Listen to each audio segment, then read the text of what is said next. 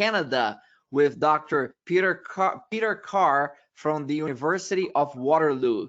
So, Dr. Peter, what a pleasure to have with us. Peter Carr works on overcoming the challenges of digital transformation in organizations and society. He has worked with organizations of all types on successful technological change, focusing on integrating technical, systems, and human change. And he believes that enabling existing organizations to adapt to the fourth industrial revolution is essential for all countries' economic and social welfare. He is always interested in talking with organizations about their own change activities to provide advice and inform his teaching and research work at Canada's University of Waterloo.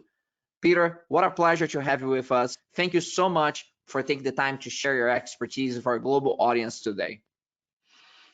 You're welcome, Jose, and I'm looking forward to doing that.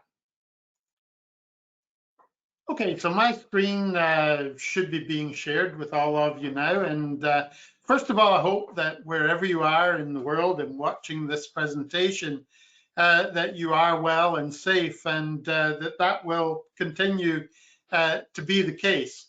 I'm going to talk about improving the probability of transformation success. There are a number of different elements of digital transformation that I'm going to refer to, but I think it's well known that digital transformation is more important today than it probably ever has been. COVID has increased the extent of digital transformation, the use of technology in the world.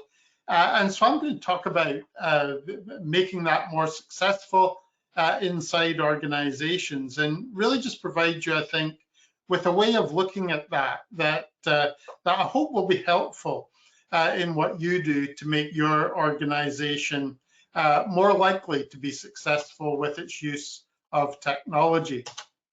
So I'm just going to move to the next slide, if it's going to let me do that. There we go.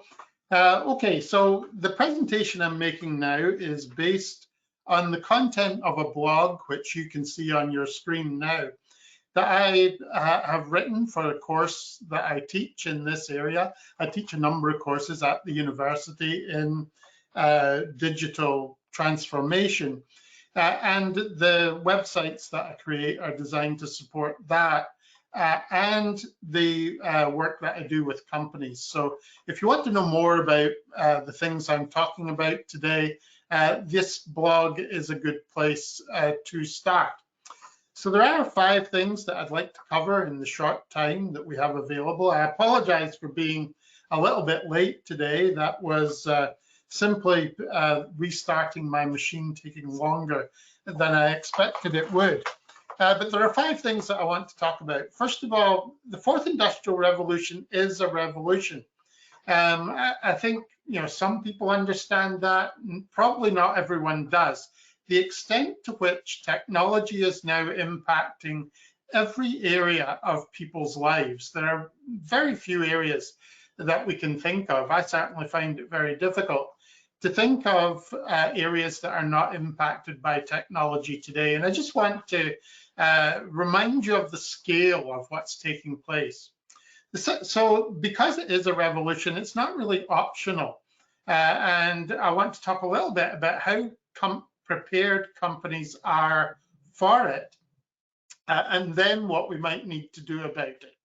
And that's going to take me to my 4th point, which is that we should think about digital transformation as being socio-technical. We understand to an extent that the technological change that we're trying to bring about is something that requires human change, that requires that people in the organization will change the things that they're going to be doing in their jobs, many of them. Many will require new skills, new attitudes, perhaps there'll need to be a new culture. But we don't really take what we would call a socio-technical view, which is basically putting together the technical and social or human change that we're seeking to make. And the relationship between those two is I think very important. I'll explain why, and I'll also explain the challenges that exist in making this work effectively. So we know we're not very good at digital transformation. Most organizations fail in the projects that they use to attempt to achieve it. And part of the reason for that, I think, is that we don't sufficiently consider the change that we're making to be socio-technical. I'll explain what I mean by that. And then finally, I'm going to give a few tips around improving the probability of your success. Not a lot of tips. The presentation itself is more focused on understanding what is going on and what digital transformation is. And once we understand that, I think that enables us to be hopefully more successful. Okay, so the extent of the change which is happening. I just have a few slides here which illustrate the extent of the revolution. This is the automotive industry, some headlines from the past few months. We know electric cars are going to be much bigger in the future, and the traditional automotive companies have struggled thus far with digital transformation and the extent of the change that it might mean for them. And these headlines highlight that. We're seeing new headlines on the automotive industry every day. But that's a very simple, easy to watch example of large-scale transformation. Retail has been transformed, particularly during COVID. It was already in a process of transformation. The picture you can see here at the back of this slide is of an Amazon warehouse. Amazon have grown and grown during the pandemic. And there are lots of issues there for the people who work in retail, for the nature of the cities that we're going to live in, but large-scale change simply arising from the transformation that we're seeing in retail. Financial services have not really been hit much so far. The banking system has stayed largely the way it has been for many, many years, but is ripe for transformation, perhaps held back to some degree by the regulation which exists in that sector at the moment. But the impact of Bitcoin and cryptocurrencies, what that might mean, the creation of digital currencies by companies, Google perhaps moving into banking, all meaning that the financial sector, not too far from today, is going to look very, very different from the way it is now. Health services, hard to leave them out with COVID being very present, obviously, at the moment. But this has meant that technology and its potential, as far as the healthcare sector is concerned, has been much more visible. And we can see examples of that inside this slide. And then where I work, education, we don't yet know what the future form will be that universities are going to take post-COVID. That's an active discussion inside the university that I work for at the moment. But also, more broadly, at K-12 education, to what extent will technology play a role there? The rapid movement to online learning for children has been very disruptive for families and has often been criticized, but at the same time, there will be elements of that which will remain. And we also know that technology has a large role to play as far as education is concerned.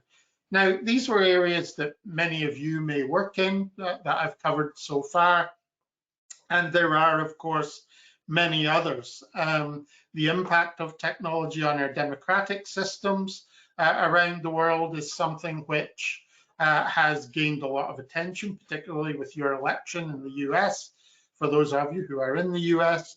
But of course, those same forces that were influential there and which are causing concern there also exist all over the world, and are really questioning the essence of our democratic system, and really causing a debate to take place at the moment over the extent to which democratic systems are now appropriate in the more rapidly changing technology-enabled world that we live in today. There is a very real question over the future of democracy in the world that did not exist a short time ago, and which was brought about by technological advance and our increased use of information technology.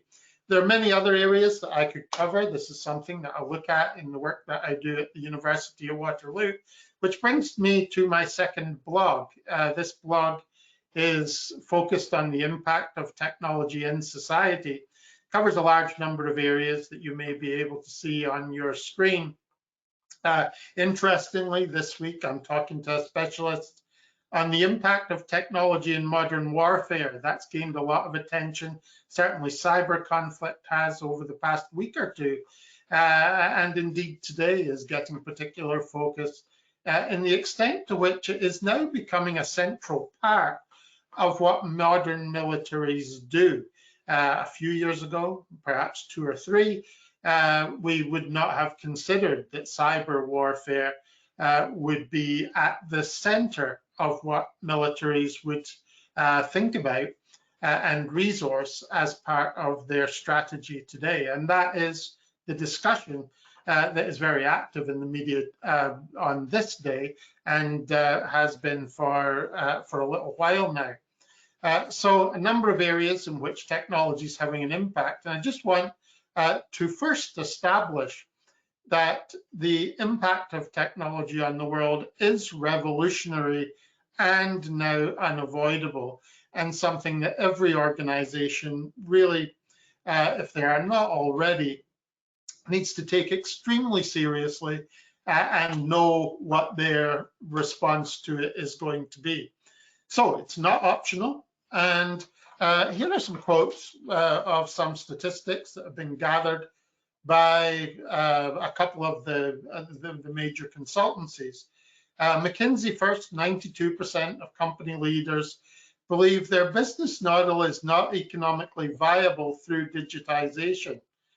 That is a shocking statistic. It's a statistic that perhaps doesn't shock as much as it should. It says 92% of people running companies today believe that their business model is not viable. We can take out the part about digitization because it's going to happen anyway.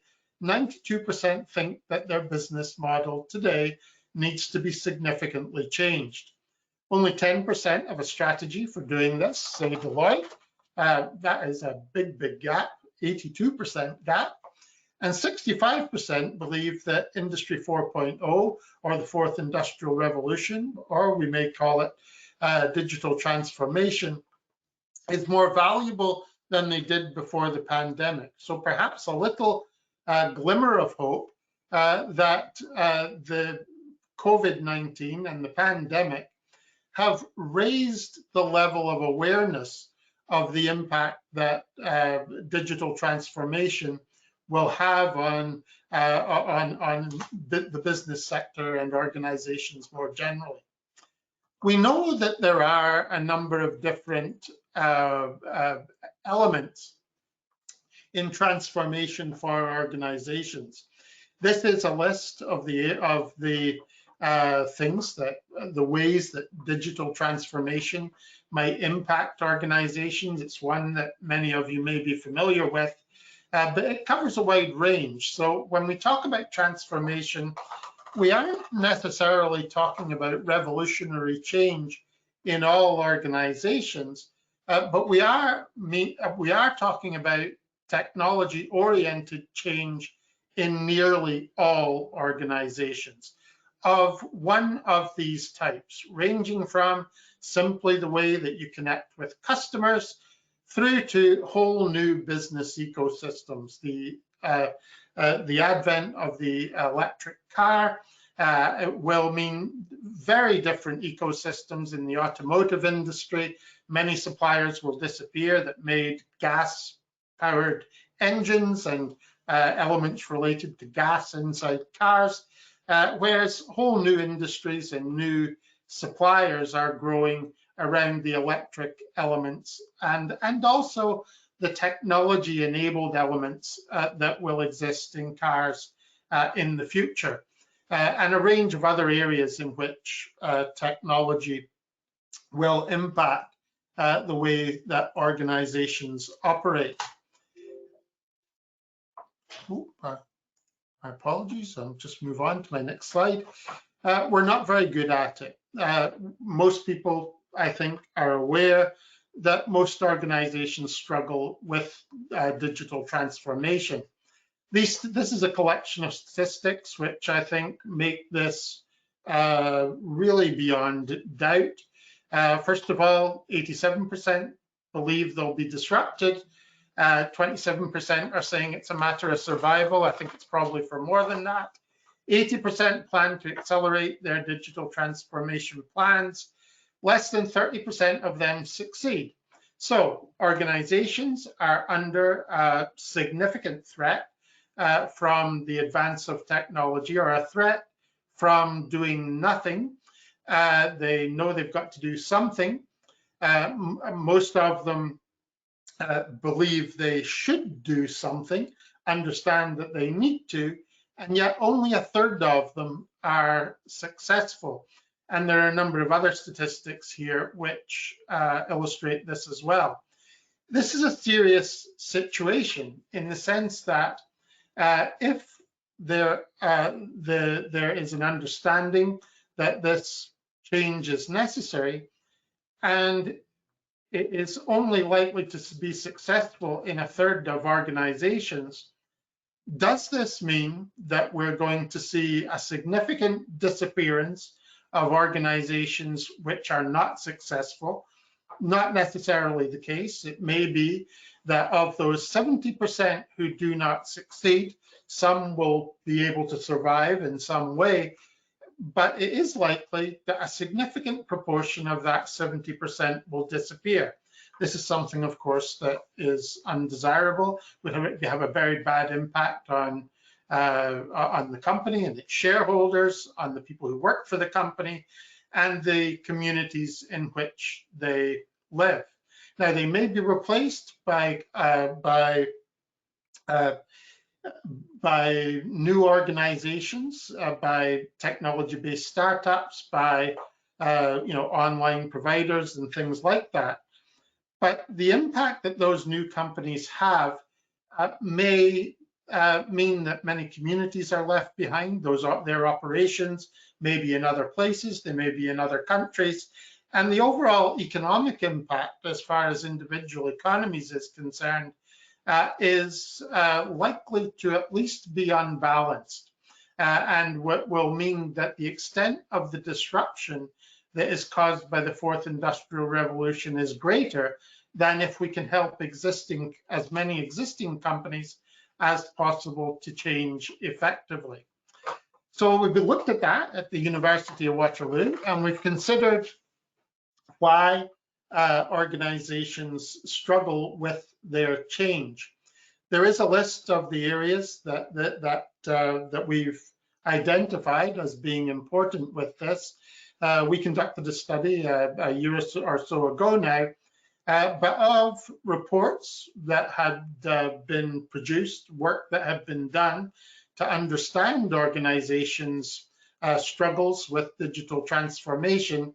And the areas you can see here were the ones that we identified, divided into 4 sections: people and culture, technology and process integration, innovation, and privacy, security, and regulatory requirements.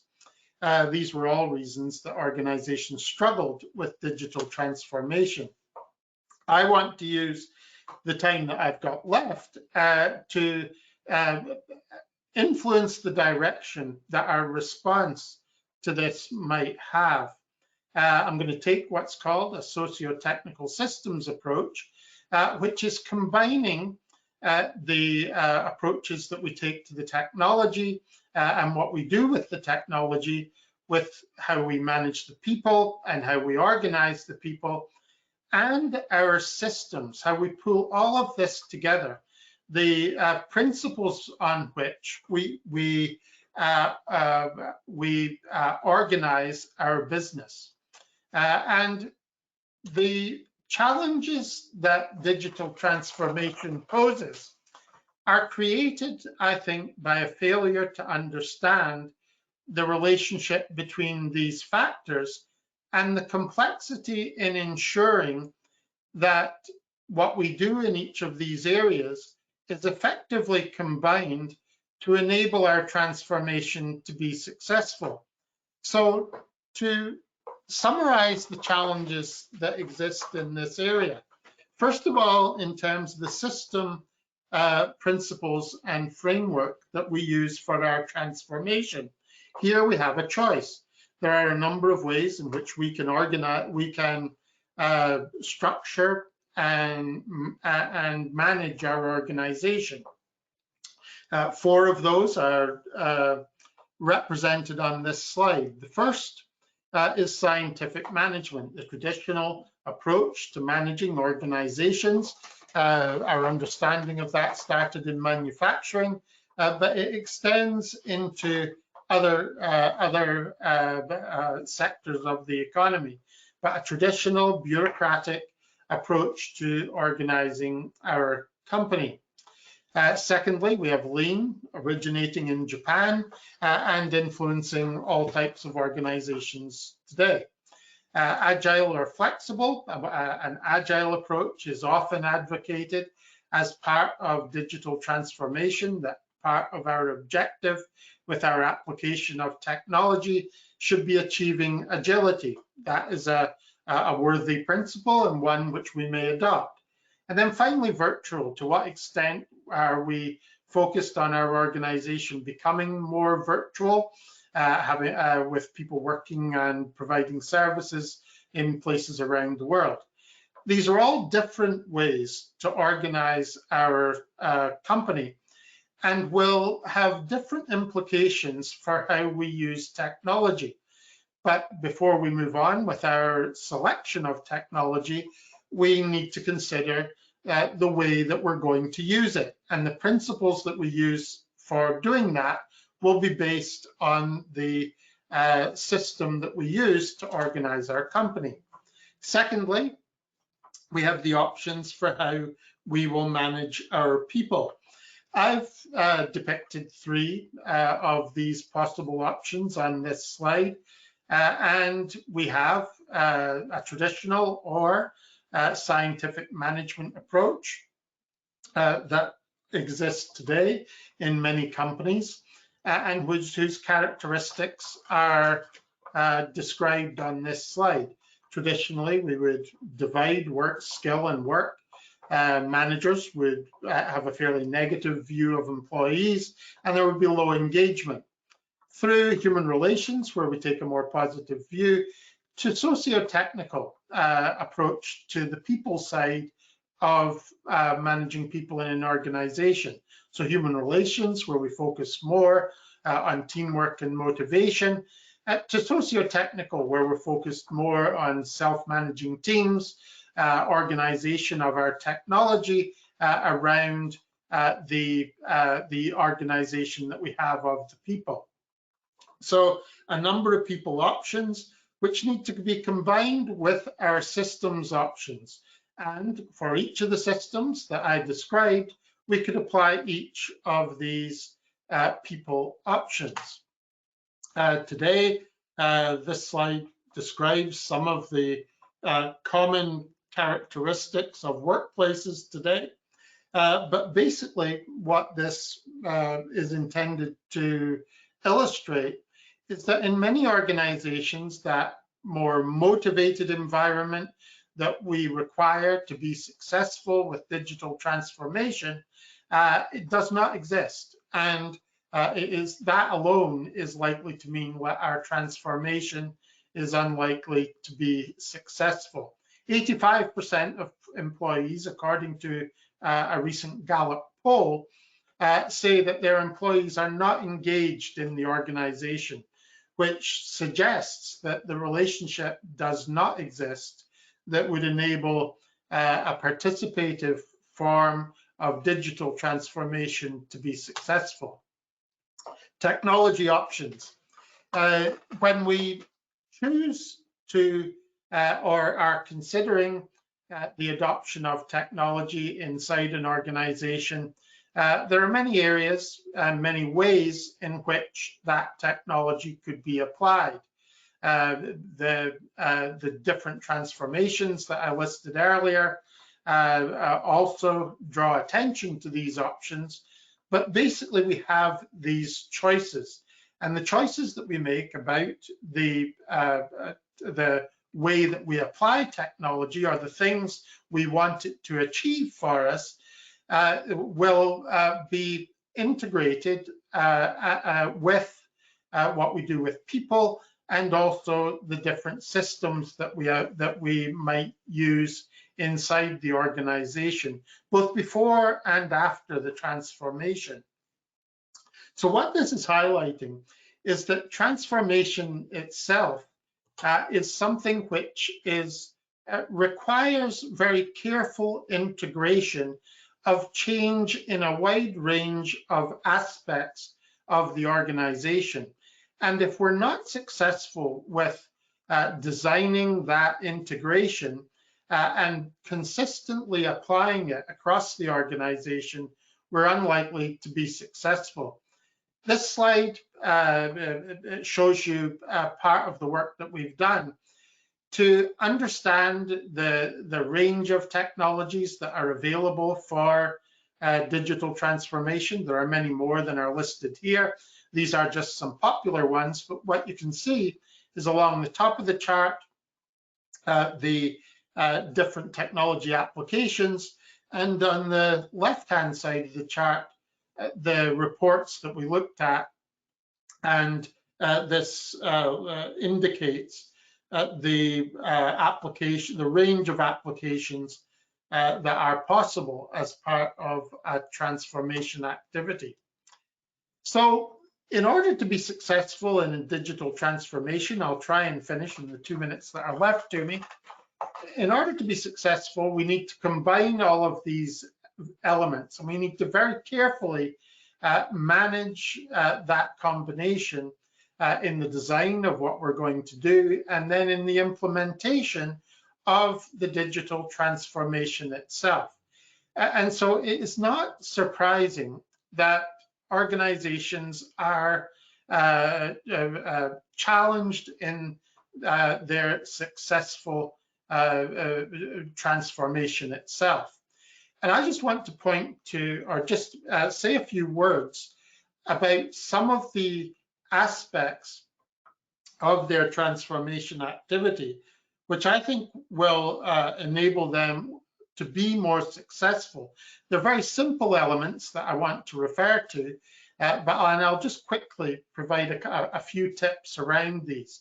The first is the vision, which given this understanding of what transformation success requires, the vision is very, very important. And I'll just say a little bit about that. And then following from the vision, the roadmap that we take, the integrated journey that we take that requires contribution from people throughout the organization needs to be synchronized. That doesn't mean it can't be changed, but it does need to be synchronized. In fact, it will be very important that you're able to change it when required and reasonably easily. But at the same time, it does need to be clearly, consciously integrated. The implementation process is part of that, and the leadership that is required to enable all of this to happen also needs to be good. But as far as the vision goes, having a very clear socio-technical vision for the digital transformation is essential to transformation success. It needs to be collaborative, hence collaboration in the title, in the original title of this presentation. But the vision that we create often when we're engaged in change in organizations is something that is created that at the beginning of the process and has very little understanding outside the senior management team. When we talk about creating a vision for digital transformation, it should be something that everyone in the organization understands, that very careful activity is undertaken to achieve that understanding. We need to go out and talk to people and communicate and involve effectively. The transformation roadmap, again, needs to be one that is socio-technical, that involves all of the elements that I've described, and conscious consideration of all of those elements. It does need to be agile. So one of the challenges that we face in creating and then implementing a transformation roadmap is that we're trying to manage a complex project, a complex implementation, but it does still need to be able to respond to changes that may happen as that proceeds, which may cause us to change the roadmap. So we need to be agile in how we do that. That requires very careful design and is something that attention needs to be given to. I'll skip through those two. Implementation needs to very clearly be led by the CEO. There need to be socio-technical metrics, which I particularly want to emphasize on this, and it needs to be very participative. Finally, transformation leadership. This is a fundamental change from the past. Really, all I want to say here is that most organizations have never undertaken transformational change. Their management structure, their management culture is not suited to that. But achieving that level of capability is going to be very important in enabling a change to be successful. So those are the things that I wanted to say today. This is the blog that I showed you at the start. It says a lot more about the things that I've talked about very quickly today. I'll be happy to discuss your questions with you now. But also, if any of you are interested in discussing what I've had to say further, please do contact me. You'll find me in LinkedIn. That's the easiest way to do that. I would be very interested in understanding what you're doing. That will inform our work at the University of Waterloo too. Thanks for taking the time to follow this presentation. Thank you very much, Dr. Carr, for that presentation. And we have had a number of questions that have come up here during it. And I want to align my monitor here to capture those questions. And the very first one has to do with organizational capabilities. So what have you found in your research and practice to be the most critical organizational capabilities to be developed when it comes to successful digital transformations? I think the way that I would answer that shows is that we need a range of capabilities. So we know that skills in a range of areas will require change. So we need good leadership skills at the top of the organization. We need good technical skills. We know that in many organizations, digital skills are very lacking. I think if I had to identify one skill, it would be the ability to work with others collaboratively across disciplines. So if we take a socio-technical approach to digital transformation, That means we need good techies. We need people who know about artificial intelligence, perhaps. Many organizations are interested in that today. But we also need sociologists and psychologists and people who perhaps we appreciate a little bit more after COVID. So I think if there's one big skill, it is the ability to work with people from a range of different disciplines and make things happen together. Very good, very good. And following up more now on the personal professional side, you talk about digital skills as an example. What's under digital skills? What are some of the more specific skills that are under this umbrella of digital skills that that professionals should be looking to develop?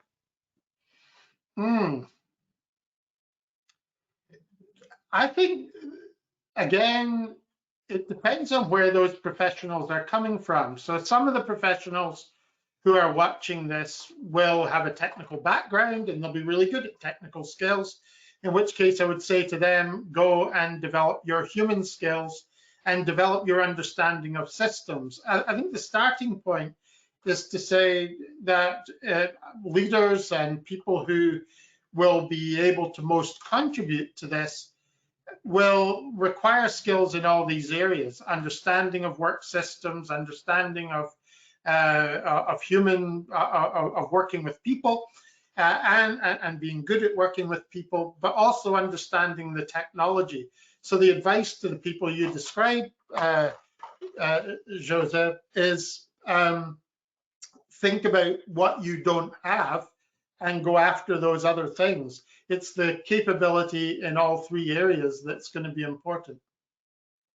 Very well. Raghu Krishnan asked a couple of questions here related to kind of macroeconomic trends when it comes to digital transformation. Maybe a two-part question, but one is that who do you see as the organizations or maybe the industries that will be maybe significantly affected in a negative way, and and then which ones are going to benefit from this digital transformation the most? You did talk about some of this in your presentation already. I was wondering if you could just summarize maybe the top 2 or 3 that will be on the positive side, on the negative side of digital transformation, in your view.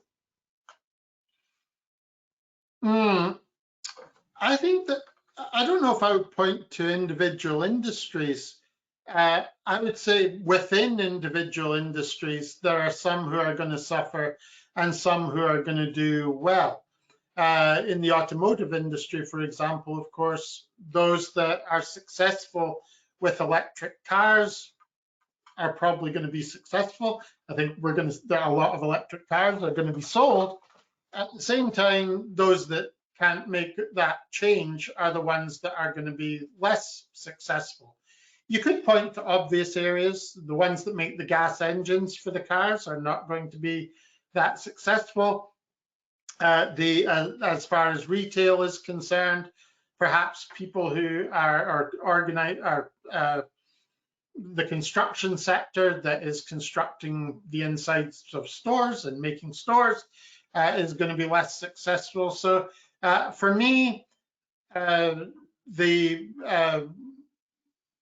major economic impact is where industries don't transition and what's going to replace those. So one of the big questions, as far as as far as the number of industries go, is will the existing businesses be able to survive, to transition, or might they be replaced by a platform of some kind, or a technology-based supplier of that particular product? So electric cars, say we had say the American automotive companies are not successful with their movement into electric cars. We know there are other things happening in that industry. So, Tesla have moved some of their work to China, some to Texas, but they're they're moving along and perhaps likely to be part of that successful future. China are building a little electric car, one that costs a very small amount of money. Perhaps Chinese electric cars will take over the world. That would be a big disruption to that industry, and would be what would happen if they successfully grew and built their industry, and the American industry didn't respond. Okay? So that's where I see the economic impact, is which parts of the world are going to be successful and take over particular sectors, perhaps, or certainly the balance of strength will change across the world. That's the overall global economic impact, I think, from this. Very well, Dr. Peter Carr, thank you so much for taking the time today to sharing your expertise and research with our global audience. We really appreciate all the insights you have shared with us. Thank you for having me, Jose, and it was, and hopefully there may be discussions with some of the people watching. Very much so, very much so. It's a good reminder for all of our participants as well that the discussions can go on. You can contact us, and certainly through our LinkedIn page, you can post comments, questions, get contact information about our speakers, and let's stay connected. And again, thank you for your expertise and insights today. Stay safe, everyone. And you too, Jose. Thank you for your excellent moderation. That's very kind of you, sir. Thank you very much. Ladies and gentlemen, that's Dr. Peter Carr from the University of Waterloo in Canada, sharing his expertise and research on digital transformations. A lot of very interesting perspectives that were shared there, and data also on a number of studies that have been done up to date. Now, this is the last session of day 2, so we're going to be wrapping up here. I want to remind everyone that you can follow up and look up on LinkedIn and comment and like, share, ask questions related to the topics on IBPM Live. Also, I want to give you a quick preview of who we are expecting tomorrow in our lineup. We're going to kick off the day with James Sinor, who is a Chief Executive Officer and real expert on IBPMs and its evolution over the years. He's going to kick off the first session tomorrow for us, and that's going to be followed up by the Senior Director of Platform Engineering at Target. He's going to talk about enabling organizations to trust their data. And soon after that, we're going to introduce the Research Manager and System Architect for Precision Neurotherapeutics Program at the Mayo Clinic. Scott Whitmore is going to be with us, and Scott Whitmore is going to be looking at measurement of business processes, certainly with a heavy emphasis on healthcare, which is the industry where he comes from. And we're going to finalize, we're going to go for the stars in our last session tomorrow. And you do not want to miss the session with Shelley Brunswick, the Chief Operating Officer of the Space Foundation. Shelley is going to talk about how to leverage innovation and entrepreneurship in the global space ecosystem. Talking about vision, talking about execution at the grandest scale. We're gonna look at the excitement around SpaceX and NASA and all of that, but much beyond that, on the whole space ecosystem, and how innovation and entrepreneurship is being significantly accelerated in that ecosystem. So you do not want to miss that session, and really all the sessions tomorrow. I hope to see you back, and whatever you are in the world, I hope you have a great rest of your day. Bye-bye.